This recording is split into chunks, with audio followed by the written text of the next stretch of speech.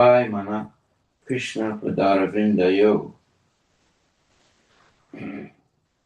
Since the followers of the mind bring about material bondage, we should be very careful not to trust the minds.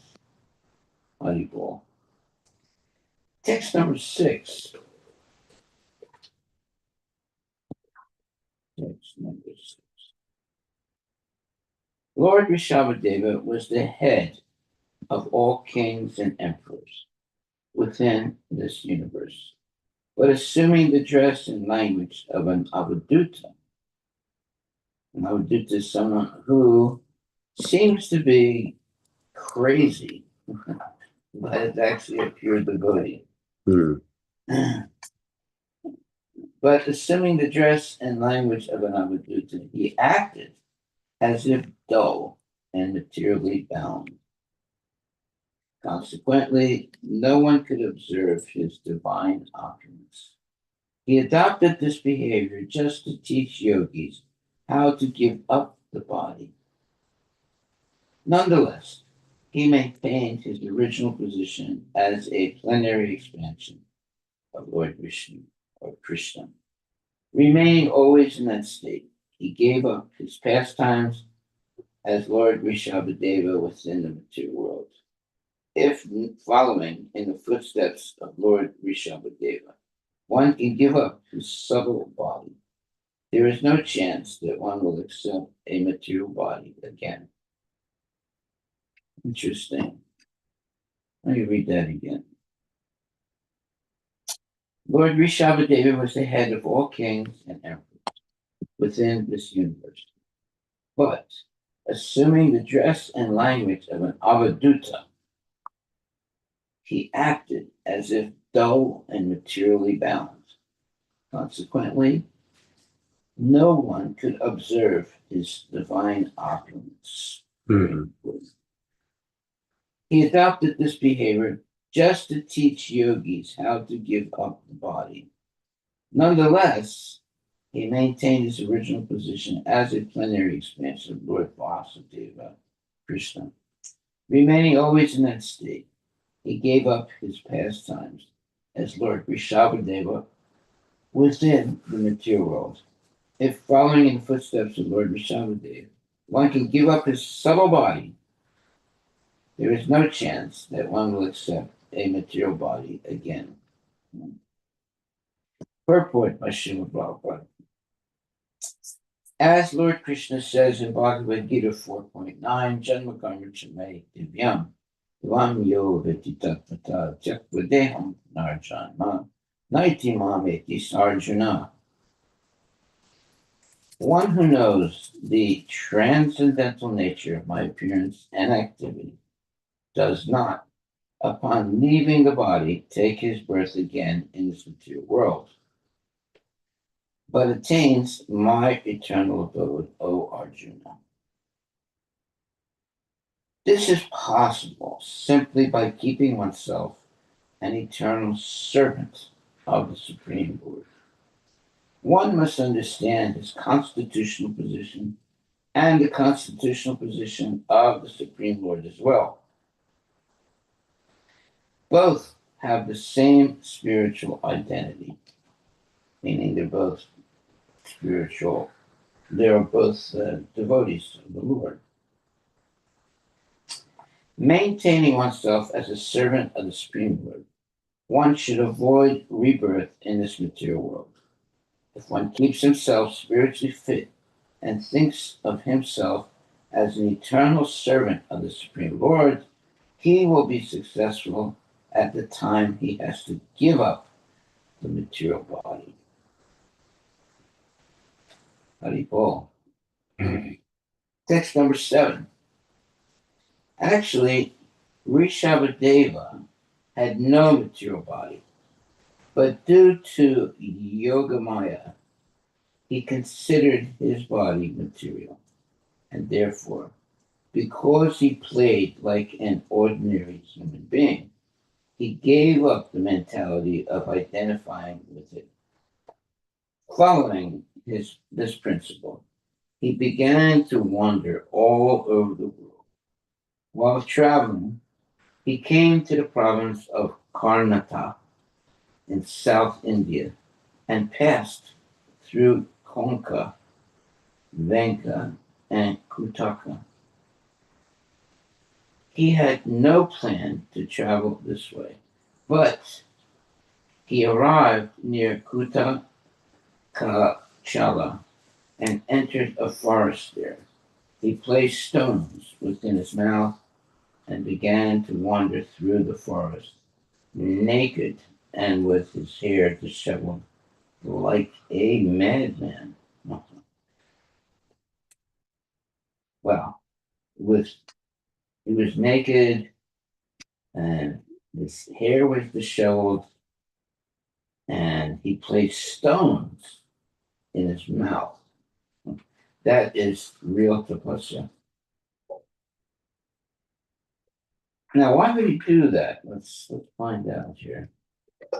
While he was wandering about, a wild forest fire began. This fire was caused by the friction of bamboos. In other words, it was not caused by a human being,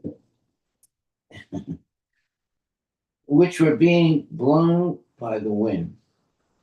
In that fire, the entire forest near Kutakachala and the body of Lord Rishabhadeva were burnt to ashes. Wow.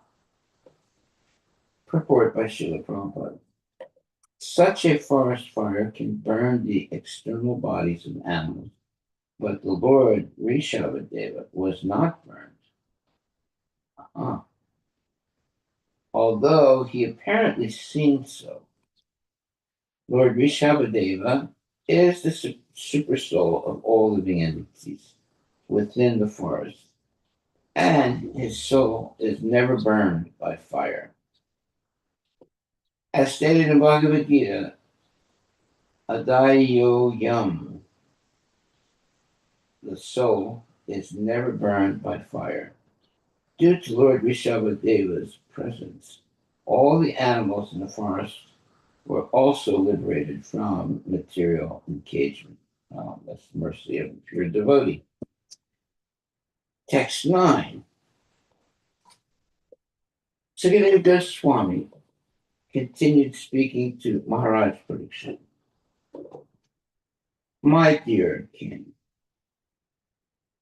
the king of Konka, Venka, and Kutaka, whose name was Arhat, heard of the activities of Rishabhadeva and imitating Rishabhadeva's principles, introduced a new system of religion.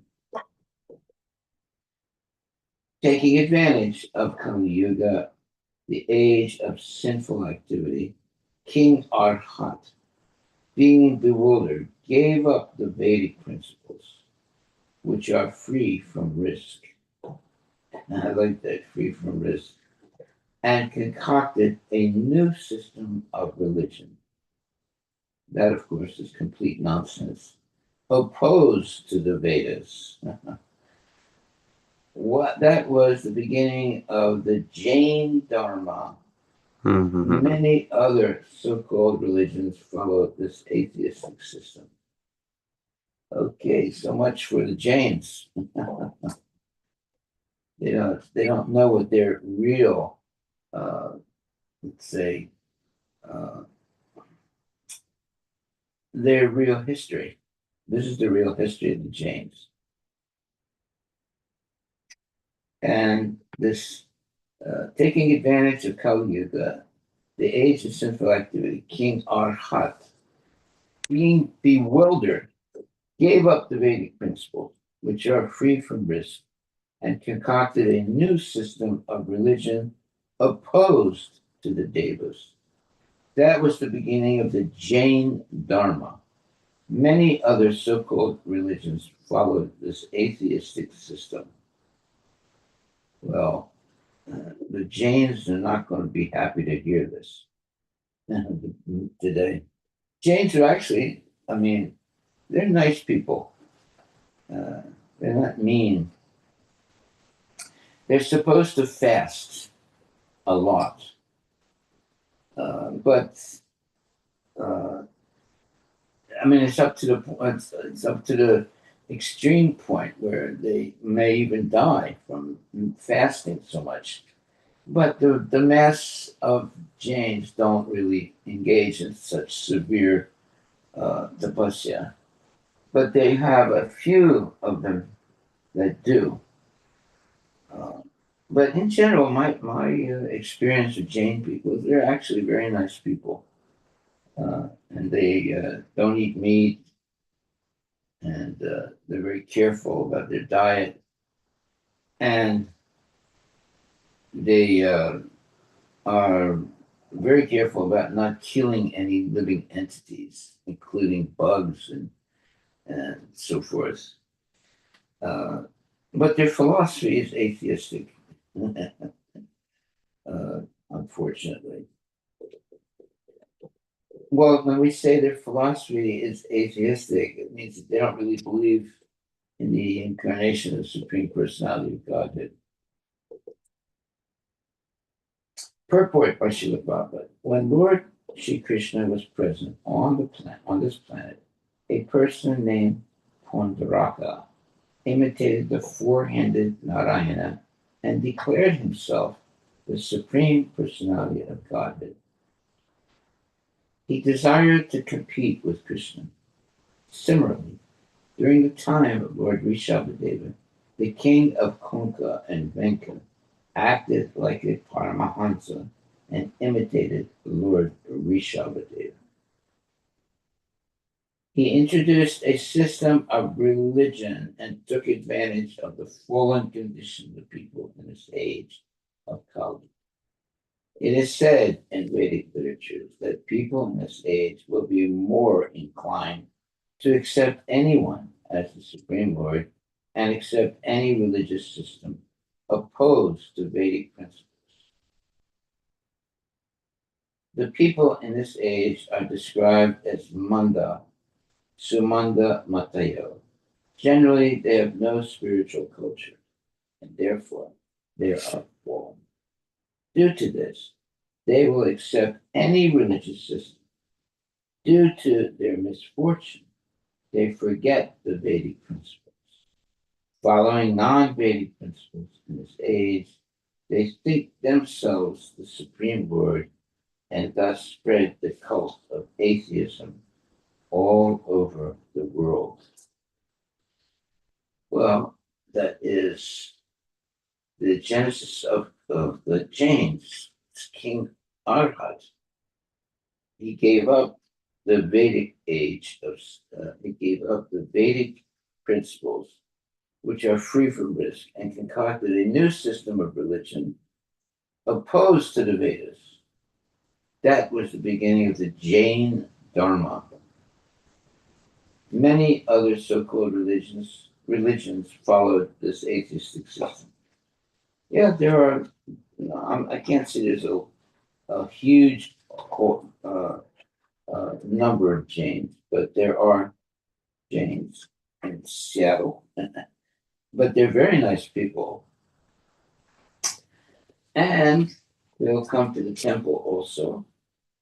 But they are actually following a bogus type of belief.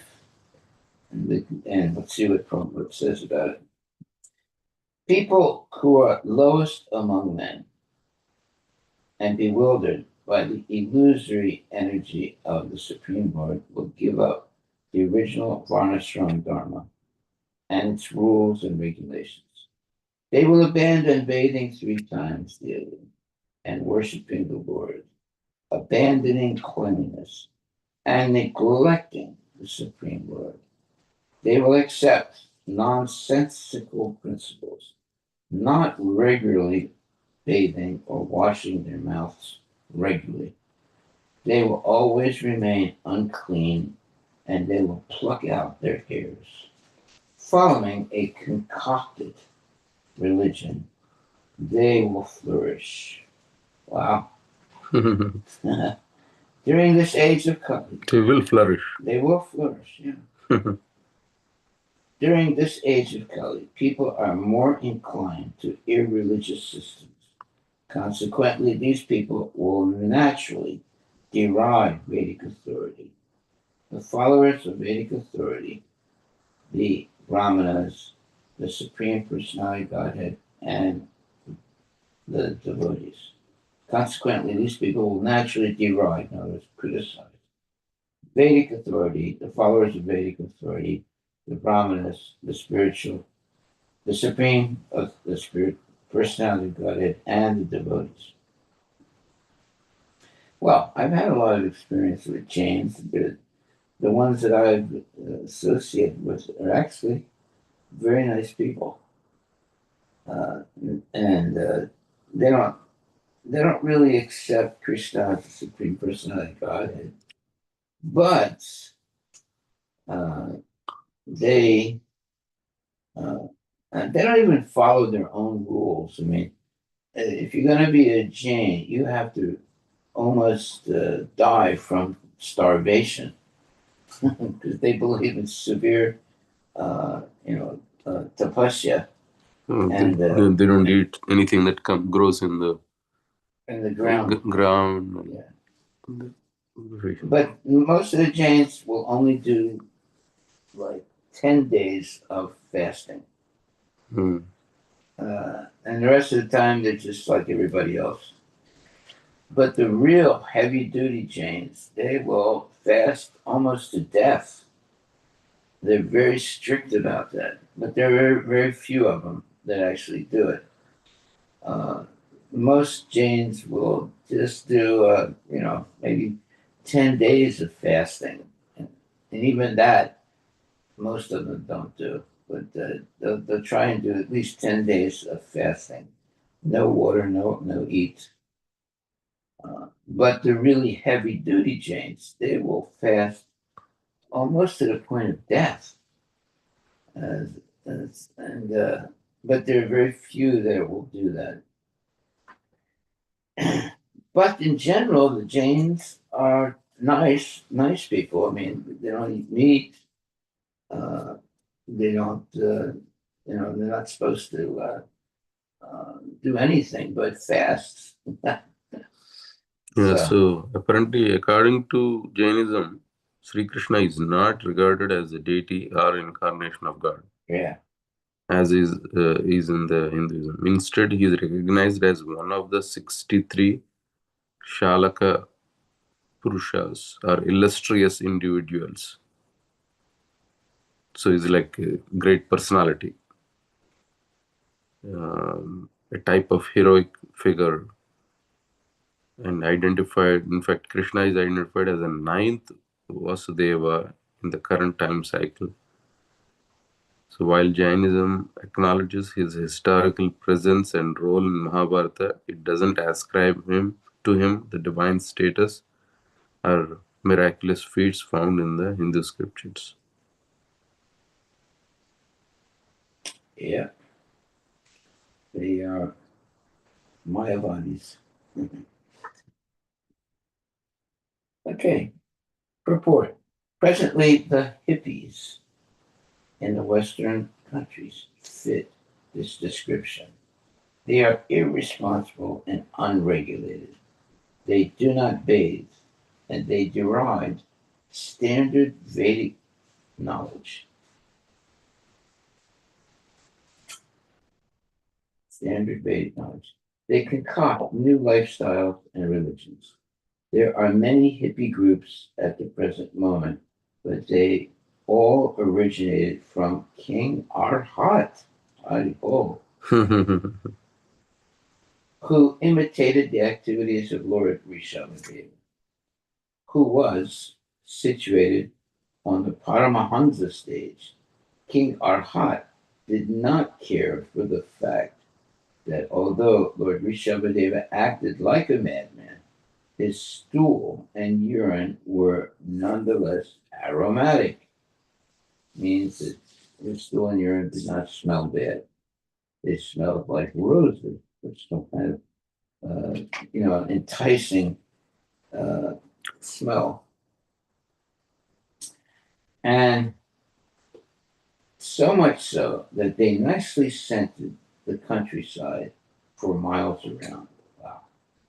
The followers of King Arhat went under the name of Jains,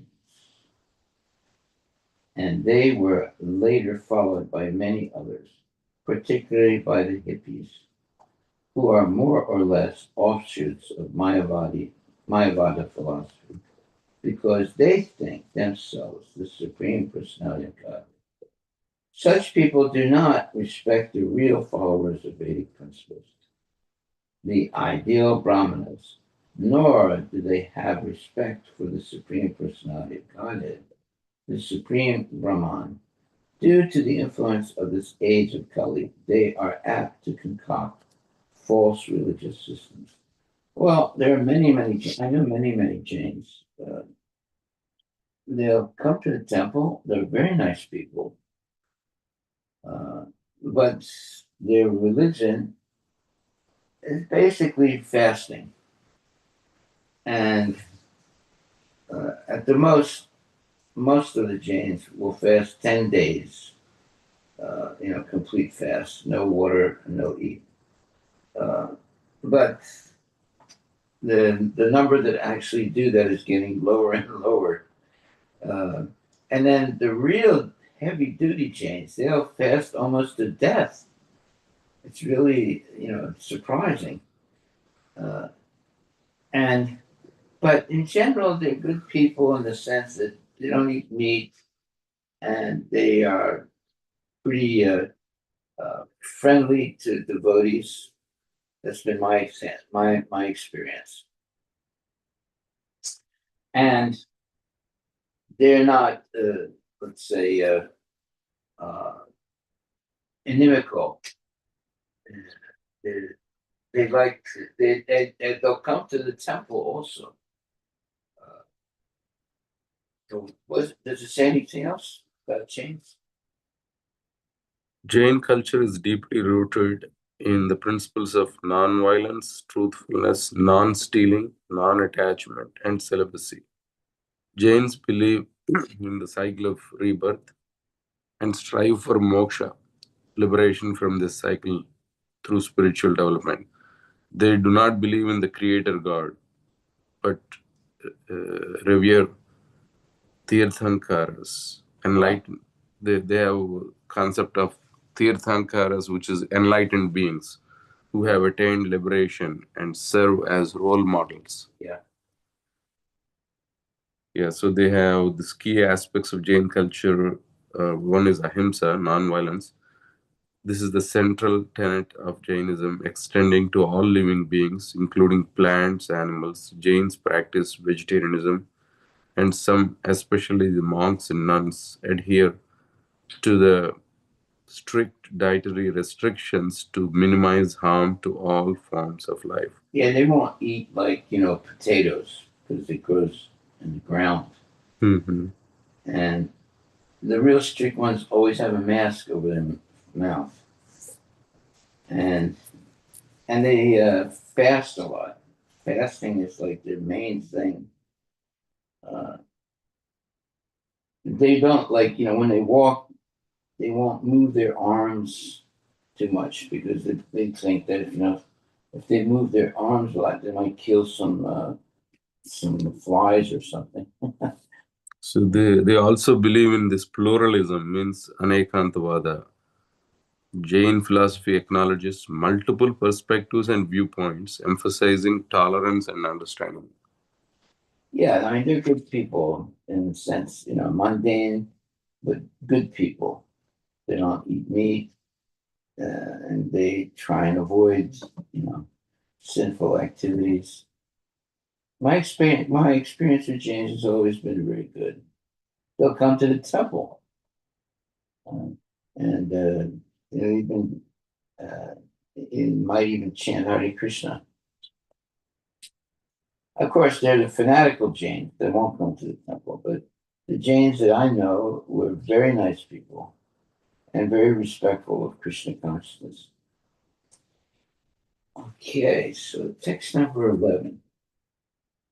Low class people, due to their gross ignorance, introduce a system of religion that deviates from the Vedic principles, following their own mental concoctions, they automatically fall down into the darkest regions of existence.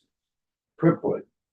In this connection, one may see Bhagavad Gita, chapter 16, where there is a description of the downfall of the Asuras, 16.16 and 16.23. In this age of Kali, let's take 12. In this age of Kali, people are overwhelmed by the modes of passion and ignorance. Lord Rishabhadev incarnated himself to deliver them from the clutches of Maya. The symptoms of Kali Yuga are predicted in the 12th canto, 3rd chapter of the Srimad Bhagavatam. Lavanyam Kesha Dharanam. It is predicted how fallen souls will behave. They will keep their hair long and consider themselves very beautiful, or they will pluck out their hairs as the Jains do. Wow. They will keep themselves unclean and will not wash their mouths. Jains refer to Lord Rishabhadeva as their original preceptor. If such people are serious followers of Rishabhadeva, they must also take his instructions. That's very, correct. In the 5th chapter of this canto, Rishabhadeva gave his 100 sons instructions whereby they could become free from the clutches of Maya. If one actually follows Rishabhadeva, he will certainly be delivered from the clutches of Maya and return home, back to Godhead. If one strictly follows the instructions of Rishabhadeva, given in the 5th chapter, he will certainly be liberated. Lord Rishabhadeva incarnated specifically to deliver these fallen souls. Yeah, my experience with the Jains has always been good. They'll come to the temple also, and they're respectful, but they don't become devotees because they have their own gurus, they have their own beliefs, but they're not inimical to devotees. At least the ones I knew were not inimical. They're always very respectful. Text 13. Learned scholars chant about the transcendental qualities of Lord Rishabhadeva in this way. On this earthly planet, this earthly planet contains 7 seas and many islands and lands, of which Bharatavarsha is considered the most pious. People of Bharatavarsha are accustomed to glorifying the activities of the Supreme Personality of Godhead in his incarnations as Lord Rishabhadeva and others. All these activities are very auspicious for the welfare of humanity. Purport.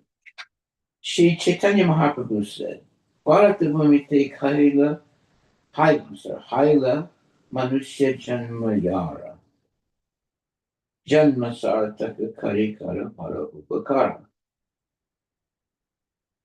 As stated in this verse, Bharatvarsha is most pious land, a most pious land. And the followers of Vedic literature understand the Supreme Personality of Godhead in his different incarnations, and they are privileged to glorify the Lord by following the directions of Vedic literature.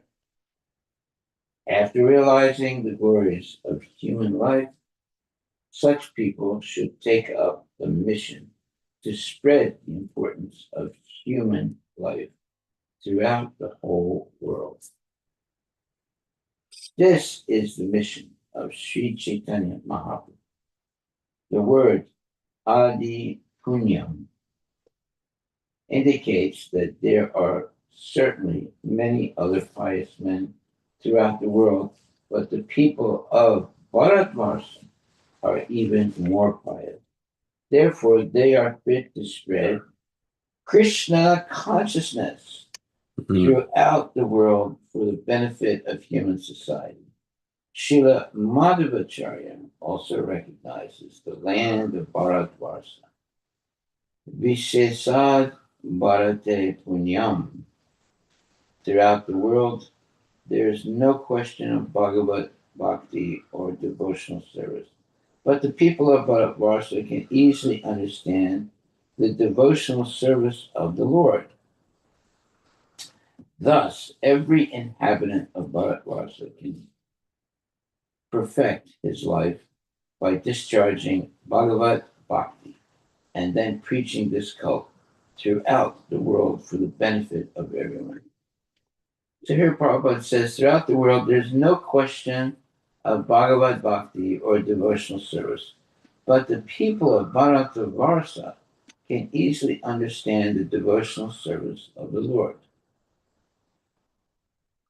So, yeah, the most, it's not good. Sri Madhvacharya also recognizes the land of Bharatvarsha, Vishesad Bharate Punya. Throughout the world, there is no question of Bhagavad Bhakti or devotional service, but the people of Bharatvarsha can easily understand the devotional service of the Lord. Thus, every inhabitant of Bharatvarsha can perfect his life by discharging Bhagavad Bhakti and then preaching this cult throughout the world for the benefit of everyone. Well, then where is Bharatvarsha? Is it an actual place or is it a culture that is practiced? The Bharatavarsha is Bharat means the spiritual world. And Bharatvarsha is a most pious land. The followers of Vedic literature understand the Supreme Personality of God in his different incarnations, and they are privileged to glorify the Lord by following the directions of Vedic literature. so basically it's the Bharatavarsha is an ancient term referring to the Indian subcontinent, particularly within the context of Hindu scriptures. And In other words, it's the so India, Sri Lanka, even basically the original India, Pakistan, Bangladesh, Nepal, Afghanistan, Sri Lanka, they were all part of that Bharatavarsha. It was King Bharata ruled at the time.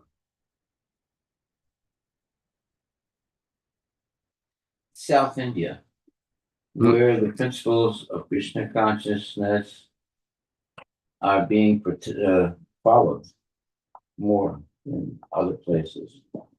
Yeah, South India still preserves a lot more. Yeah, but originally it was the entire The India, whole world. whole at least the Indian continent, subcontinent was that.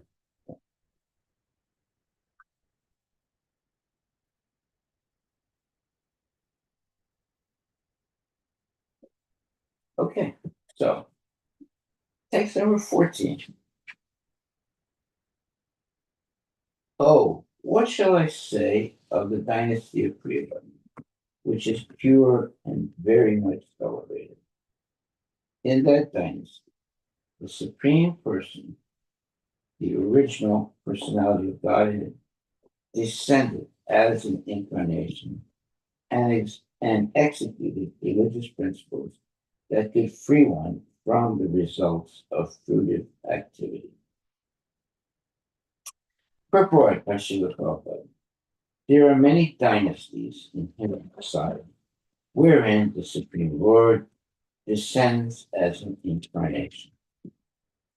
Lord Krishna appeared in the Yadu dynasty, and Lord Ramachandra appeared in the Ikshvaku or Raghu dynasty. Similarly, Lord Rishabhadeva appeared in the dynasty of King Priyavata.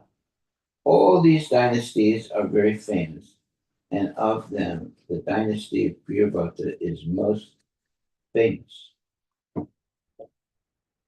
Text 15. Who is that mystic yogi who can follow the examples of Lord Rishabhadeva, even with his mind? Lord Rishabhadeva rejected all kinds of yogic perfection, which other yogis hankered to attain. Who is that yogi who can compare to Lord Rishabhadeva? Well, he engaged in severe tapasya.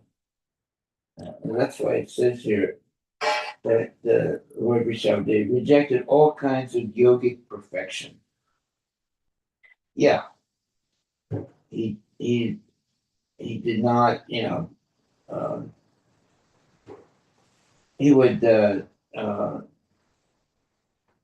he would live very, very strictly, sometimes not even bathing, and was oftentimes made fun of by others. They would spit on him and completely ignore him and so forth. Purport. Generally, yogis desire the yogic perfections of anima, lagima, mahima, prakamya, prakti, isita, vasita, and kama vasaya, vasaita. Lord Rishabhadeva, however, never aspired for all of these material things. Such sthidis, perfections, are presented by the illusory energy of the Lord. The real purpose of the yoga system is to achieve the favor and shelter of the lotus feet of the Supreme Personality of Godhead. But this purpose is covered by the illusory energy of Yogamaya.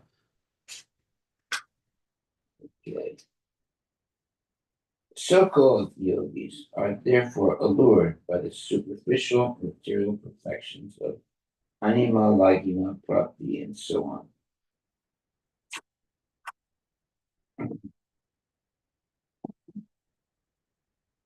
Consequently, ordinary yogis cannot compare to Lord Rishabhadeva, the Supreme Personality of Godhead. Okay, now this is a very interesting purport. Generally, yogis desire the yogic perfection of anima, lagima, mahima. So, anima means getting smaller than the smallest, and lagima means lighter than the lightest, and mahima means bigger than the biggest. And then prakamya, prapti, isitva, vasitva, kamas, vasaita. These are different uh, types of tapasya that one can perform to basically uh, engage in mystical yoga. That's why it says, who is that mystic yogi who can follow the examples of Lord Rishabhadeva, even with his mind? Lord Rishabhadeva rejected all kinds of yogic perfection, which other yogis hanker to attain. Who is that yogi who can compare to Lord Rishabhadeva? Okay. So the anima, lagima, and mahima are all different types of yogic perfections. But Lord Rishabhadeva, however, never aspired for these material things. Such sthidis or perfections are presented by the illusory energy of the Lord. In other words, you're going to spend so much time trying to engage in these type of material perfections Whereas in Krishna consciousness, we go straight to surrendering to the Lord and living a Krishna conscious life of devotional service and always chanting Hare Krishna and engaging in spreading Krishna consciousness for the benefit of other people. However, there are yogis allured by the superficial material perfections of anima, becoming smaller than the smallest, lagima, becoming bigger than the biggest, prapti, and so forth. And there's these 8 different types of perfections. Consequently, ordinary yogis cannot compare to Lord Rishabhadeva, the Supreme Personality of Godhead. Text number 16. Sukadeva Goswami continued, Lord Rishabhadeva is the master of all Vedic knowledge. Human beings, demigod, powers, and Brahmins. I already explained his pure transcendental activity, which will vanquish the sinful activities of all living entities. This narration of Lord Rishabhadeva's pastimes is the reservoir of all auspicious things. Whoever attentively hears or speaks of them, following in the footsteps of the acharyas, will certainly attain unalloyed devotional service at the lotus feet of Vasudeva, the Supreme Personality of Godhead. So, the main statement here is whoever attentively hears or speaks of them, meaning the glorious activities of Lord Rishabhadeva, following in the footsteps of the acharyas. Now, that's the main point. Now, who are our acharyas? They are the Vaishnava. They're the Vaishnavas who are strictly following the rules and regulations of Krishna consciousness. Those are our acharyas. So whoever attentively hears or speaks of them, meaning the narration of Lord Rishabhadeva's pastime, whoever attentively hears or speaks of them, as we just did, following in the footsteps of the acharyas, will certainly attain unalloyed devotional service at the lotus feet of Lord Vasudeva, or Krishna, the Supreme Personality of Godhead. Purport: the teachings of Lord Rishabhadeva are for the people of all yugas, Satya Yuga, Treta Yuga, Dwapara Yuga, and especially Kali Yuga. These instructions are so powerful that even in this age of Kali, one can attain perfection simply by explaining the instructions, following in the footsteps of the acharyas, or listening to the instructions with great attention. Well, that's what we're doing right now. If one does so, one can attain the platform of pure devotional service to Lord Vasudeva. So it all depends on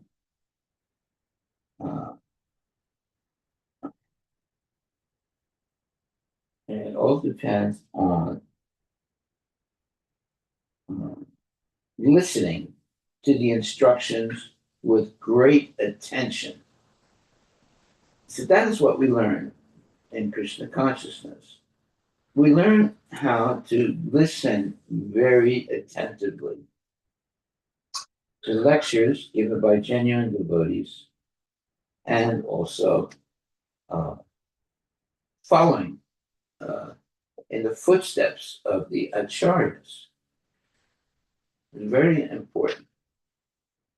We can't imitate the acharyas, but we can follow their transcendental activities and listen to their instructions with great attention. It's that attentive spiritual let's say, hearing is very important. The pastimes of the Supreme Person of Godhead and his devotees are recorded in Srimad Bhagavatam, so that those who recite these pastimes and listen to them will become purified. That's exactly what we're doing.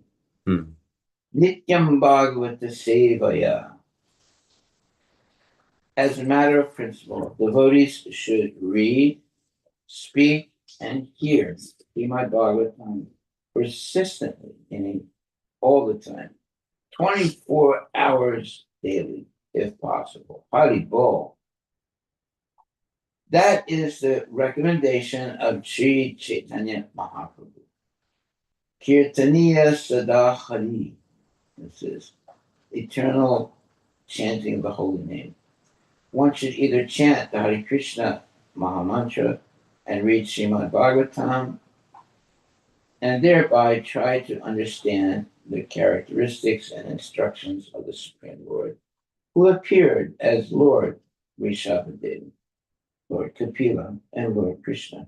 In this way, one can become fully aware of the transcendental nature of the Supreme Personality of Godhead.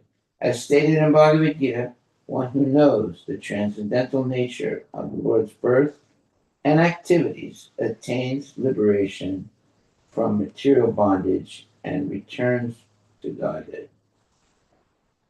Well, that's what we do. We listen to Srimad Bhagavatam every day and Bhagavad Gita also. And Kirtaniya Sada Hari. We are always chanting the Hare Krishna Mahamantra. One should either chant the Hare Krishna Mahamantra or read Srimad Bhagavatam, and thereby try to understand the characteristics and instructions of the Supreme Lord, who appeared as Lord Rishabhadeva, Lord Kapila, and Lord Krishna. In this way, one can become fully aware of the transcendental nature of the Supreme Personality of Godhead. As stated in Bhagavad Gita, one who knows the transcendental nature of the Lord's birth and activity. Janma karma chame divyam evam yo viti tatvata tyakvadeham punarjanma naiti mahiti sarjanam.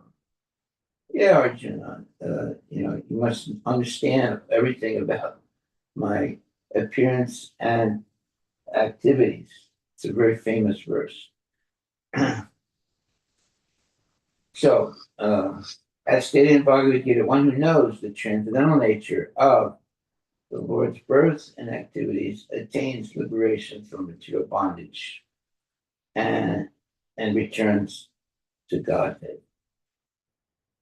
Yeah. And that's what this verse says. It's not cited here, but in other places. Janma karma chame divyam evam yo viti tattva tyakvadeham punarjanma. And actually, can we find that verse? Where is it? It's a 4-9, Maharaj. Bhagavad Gita. 4:9, yeah. You want the Bhagavad Gita book? Yeah. It's a very important page. Where is the Bhagavad Gita book? Right here. It's Bhagavad Gita, right? It's 4-9.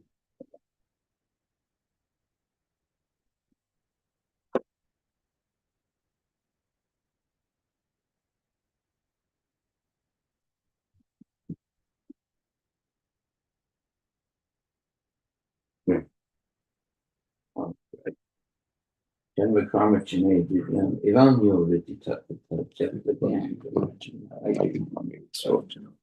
One who knows the transcendental nature of my appearance and activity does not, upon leaving the body, take his birth again in this material world, but attains my eternal abode, O Arjuna. So, that's what we're learning right now. The transcendental appearance of and activities of the Lord. Okay, and it says here, The Lord's descent from his transcendental abode is already explained in the sixth verse. One who can understand the truth of the appearance of the personality of Godhead is already liberated from material bondage, and therefore he returns to the kingdom of God immediately after quitting this present material body. Such liberation of the living entity from material bondage is not at all easy. The impersonalists and the yogis attain liberation only after much trouble and many, many births. Even then, the liberation they achieve, merging into the impersonal Brahmajyoti, the Lord, is only partial, and there is the risk of returning to this material world. But the devotee, simply by understanding the transcendental nature of the body and activities of the Lord, attains the abode of the Lord after ending this body and does not run the risk of returning to this material world. In the Brahma Samhita 533, it is stated that the Lord has many, many forms and incarnations. Advaitam Achyutam Anadim Anantarupam. Although there are many transcendental forms of the Lord, they are still one and the same Supreme Personality of Godhead. One has to understand this fact with conviction, although it is incomprehensible to mundane scholars and empiric philosophers. As stated in the Vedas, Purusha Bodhini Upanishad, Eko Devo Nitya Lilanuvakto, Bhakta Vyapi Hridi Antaratma. The one Supreme Personality of God is eternally engaged in many, many transcendental forms in relationships and many, many forms in relationships with his unalloyed devotees. This Vedic version is confirmed in this verse of the Gita, personally by the Lord. He accepts this truth on the strength of the authority of the Vedas and of the Supreme Personality of Godhead, and who does not waste time in philosophical speculations, attains the highest perfectional stage of liberation. Simply by accepting this truth on faith, one can without a doubt attain liberation. The Vedic version, Tatvamasi, is actually applied in this case. Anyone who understands Lord Krishna to be the Supreme, or who says unto the Lord, "You are the same Supreme Brahman, the personality of Godhead," is certainly liberated instantly, and consequently his entrance into the transcendental association of the Lord is guaranteed. In other words, such a faithful devotee of the Lord attains perfection, and this is confirmed in the following Vedic assertion: Tam eva viditvati mrityam eti nanya panta vidyate yanaya. One can attain the perfect stage of liberation from birth and death simply by knowing the Lord, the Supreme Personality of Godhead, and there is no other way to achieve this perfection. Srutasvatara Upanishad 3.8. That there is no alternative means that anyone who does not understand Lord Krishna as the Supreme Personality of Godhead is surely in a mode of ignorance, and consequently, he will not attain salvation simply, so to speak, by licking the outer surface of the bottle of honey or by interpreting the Bhagavad Gita according to mundane scholarship. So, right, for example, the Jains, they don't accept that Krishna is the Supreme Personality of Godhead. They have so many, complicated, things in their religion. But they definitely do not accept that Krishna. They accept him as an avatar in one sense, but not as the Supreme Personality of Godhead. Such empiric philosophers may assume very important roles in the material world, but they are not necessarily eligible for liberation. Such puffed up, mundane scholars have to wait for the causeless mercy of the devotee of the Lord. One should therefore cultivate Krishna consciousness with faith, knowledge, and in this way attain perfection. So this is one thing that we have to learn. We're going to come into contact with all these different uh, movements and philosophies and so-called the sadhus and miracle men and different practices. Uh, if we can wade our way out of the jungle of all these speculative and let's say quasi spiritual movements and understand one thing: Krishna is the supreme personality of Godhead. No one is equal to him, no one is greater than him. And Krishna's teachings in the Bhagavad Gita are the summum bonum of all knowledge and spirituality. Those two things are very important. That way, we don't have to read many different books. We don't have to understand all the different philosophies and movements that there are in this world. Because the summum bonum of spiritual life is Krishna consciousness. And that's why it says here that there is no alternative means that anyone who does not understand Lord Krishna as the Supreme Personality of Godhead is surely in a mode of ignorance, and consequently, he will not attain salvation simply, so to speak, by licking the outer surface of a bottle of honey, or by interpreting the Bhagavad Gita according to mundane scholarship. Such empiric philosophers may assume very important roles in the material world, but they are not necessarily eligible for liberation. Such puffed up, mundane scholars have to wait for the causeless mercy of the devotee of the Lord. One should therefore cultivate Krishna consciousness with faith and knowledge, and in this way attain perfection. That's our takeaway for today. One should therefore cultivate Krishna consciousness with faith and knowledge, and this way attain perfection, and not go into any tangential, what you would call tangential uh, philosophy that has some things that seem bona fide, but also many things that are not bona fide as far as Krishna consciousness is concerned. So it says here, there is no, let's see, it says, one can attain the perfect state of liberation from birth and death simply by knowing the Lord, the Supreme Personality of Godhead, Krishna. And there is no other way to achieve this perfection. This is verse Sritasvatara Upanishad 3.8.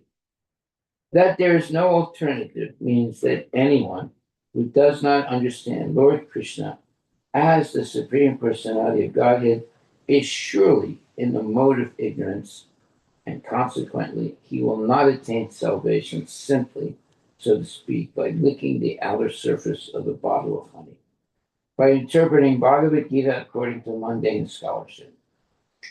Such empiric philosophers, when it says empiric, it means like materialistic philosophers, may assume very important roles in the material world, but they are not necessarily eligible for liberation. Such puffed up, mundane scholars have to wait for the causeless mercy of the devotee of the Lord. One should therefore cultivate Krishna consciousness with faith and knowledge, and in this way attain perfection. And therefore, the takeaway for today is this statement in the Sritasvatara Upanishad.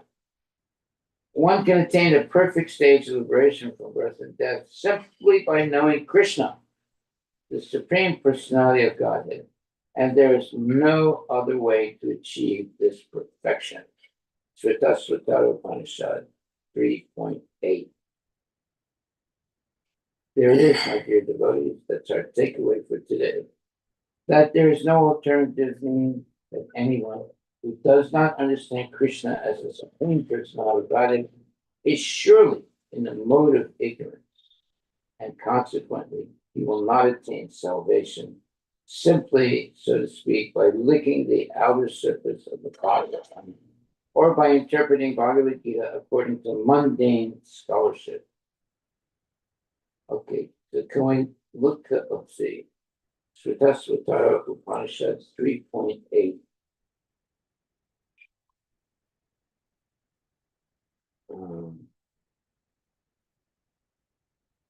Can we look that up? Anyway, we don't have to. 3.8. Huh? We don't have to look up. We have it here. Tam eva vidipati nityam eti nanya panta vidyate jnanaya. One can attain the perfection. One can attain the perfect stage of liberation from birth and death simply by knowing the Lord, the Supreme Personality of Godhead, and there is no other way to achieve this perfection. And that's the Svatara Upanishad 3.8. Yeah. That there is no alternative means that anyone who does not understand Lord Krishna as the Supreme Personality of Godhead is surely in the mode of ignorance, and consequently, he will not attain salvation simply, so to speak, by licking the outer surface of the bottle of honey or by interpreting Bhagavad Gita according to mundane scholarship. Such empiric, meaning mundane philosophers may assume very important roles in the material world, but they are not necessarily eligible for liberation. Such puffed up mundane scholars have to wait for the closest mercy of the devotee of the Lord. One should therefore cultivate Krishna consciousness with faith and knowledge, and in this way attain perfection. This is our takeaway for today. Thank you very much, Srila Prabhupada, for giving us the real truth and not being fooled by nonsense people's speculation. So this verse is very important. 4th chapter, 9th verse, one of the most important verses in the Vedic knowledge, which says, Janma karma chame divyam evam yo viditatvata yakvadeham punarjanmam naitimam eti sarjana. One who knows the transcendental nature of my appearance and activities does not, upon leaving the body, take his birth again in this material world, but attains my eternal abode, O Arjuna. Haribol. Oh, glory to Srila Prabhupada. I mean, I think the fact that Bhagavatam directly mentions about even Jainism, I mean, for most people, if they hear the philosophy of Jain, it seems like a good philosophy. But it rejects it. It says that it is, yeah, like they're non-materialistic in a way. Like they don't, I mean, they're rich, but then they also give away quite a bit, and they're tolerant, and they're sattva mode of goodness, but still mundane goodness. Yeah. So that's the key point, is that Bhagavatam clearly is rejecting that as a deviant from the Vedic culture. They don't accept Krishna as the Supreme Personality of God. So that's the baseline. It's a shame also, because they are nice people in many ways, but they're not actually genuine devotees. My experience with the Jains has always been pretty good. In fact, they at first, when I was associating with Jains, they thought I was a Jain.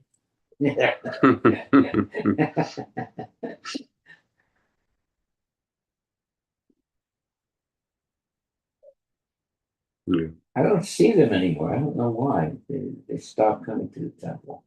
They used to come to the temple a lot. And they were very friendly with, a certain number of Jains. Something happened. I don't know what happened, Hmm. but I haven't seen them for a long time in the temple. Okay.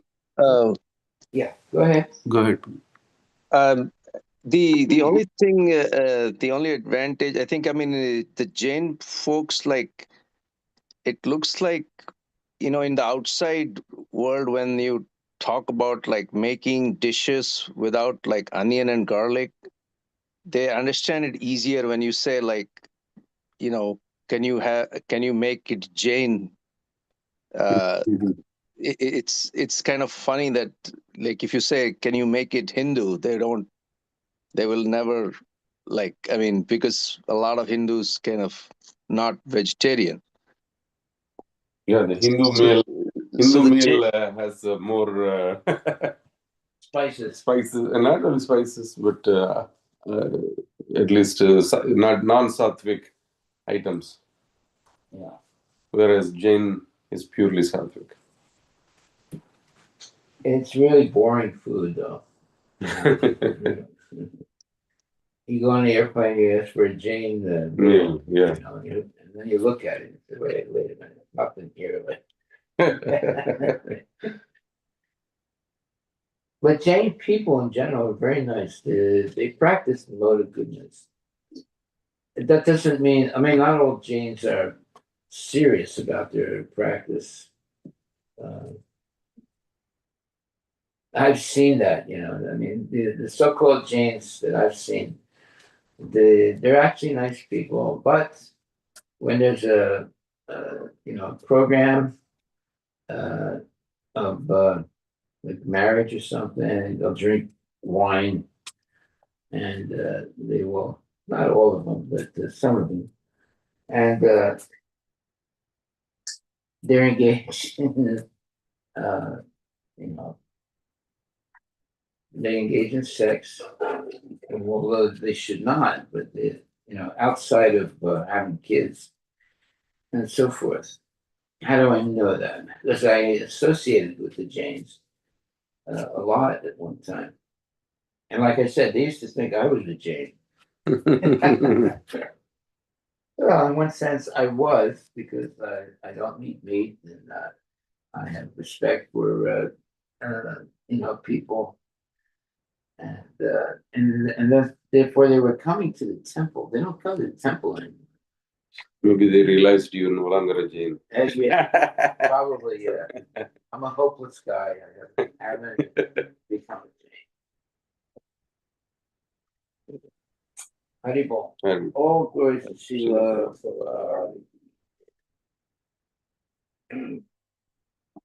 Thank you, my dear devotees. Please have a good day. Yeah. Any other Yeah, questions? Hare Krishna and be happy. Any other comments?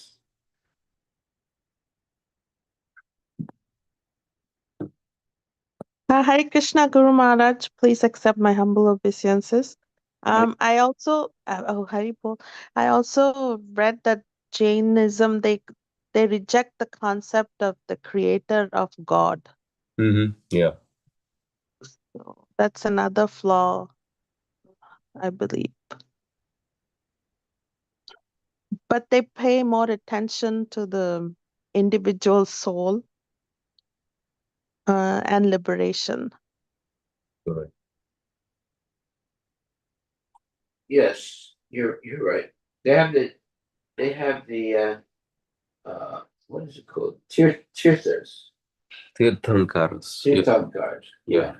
Those are perfected, completely perfected genes. Yeah. That's the closest they come to God.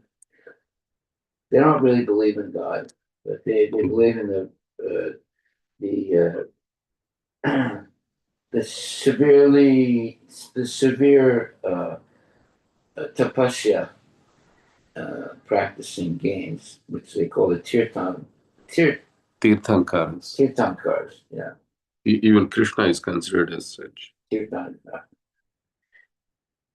They talk about Krishna, but not in the proper way. Yeah. And it's the Supreme Personality of Godhead.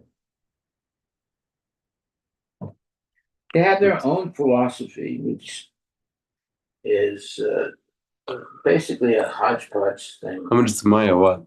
Right? Yeah, Mayavad. I mean, you will.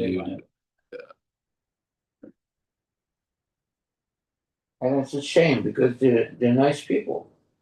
The ones I've known, they're nice people.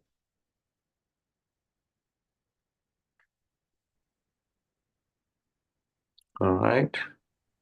No more comments. End the session. Hare Krishna.